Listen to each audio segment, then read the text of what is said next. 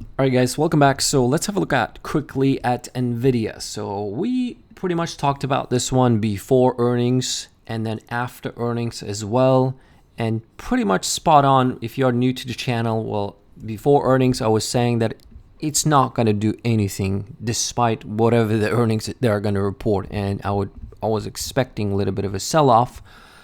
It did sell off, burn premium, crush some IV, and the last time we talked about pretty much a volume disappearing from this stock in the last 5-6 weeks just by looking at the weekly chart of the stock. You can see this is a weekly chart of the price action for the Nvidia ever since it hit these highs, and it was pretty much hovering around these levels. You can see how volume declined pretty much in half, pretty much even less than half.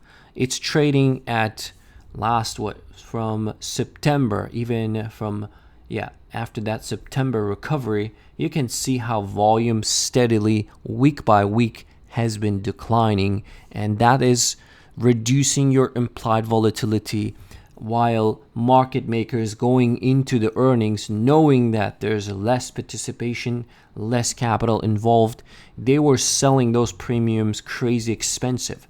Of course, if you are somebody who trades naked calls and puts just like I do, you could be excited, but for the last 6 weeks or so, volume has declined significantly on Nvidia. That's why you got to be careful thinking that this stock is going to go crazy. It might, but end of the year, chip makers chip makers are not doing well actually in the last. Let's take a look at just heat map of the S&P 500. So we can just take a look at the even 1 month performance of the semiconductors. You can see Broadcom is the only stock that is positive, and today aftermarket. After reporting earnings, they bounced pretty crazy, and you saw Nvidia react a little bit and other chip makers react a little bit too. But you can see like all chip makers are, for the last month, they are down.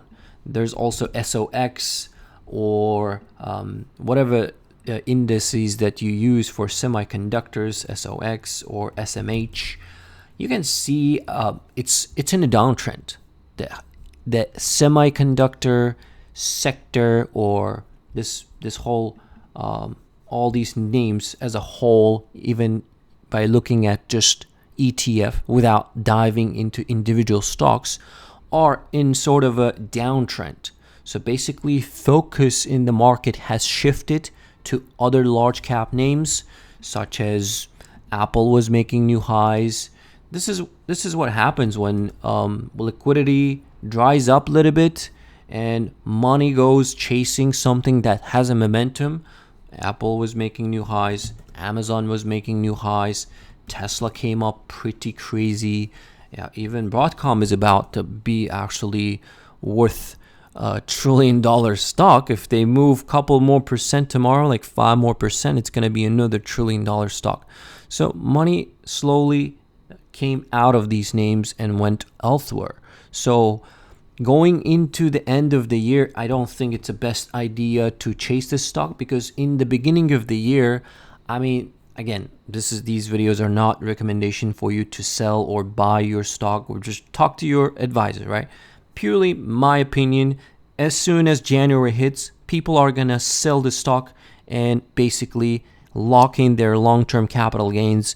Anybody who wanted to get out, but they just were sitting from 2023 waiting for that freaking to lock in that long-term capital gains, they're going to sell it in January. Or they could have some already who have been in it earlier. They might sell it. But also other people who have maybe got in this year, but they're like, okay, I don't feel like paying taxes this year. Maybe I will defer a little bit by selling it next year.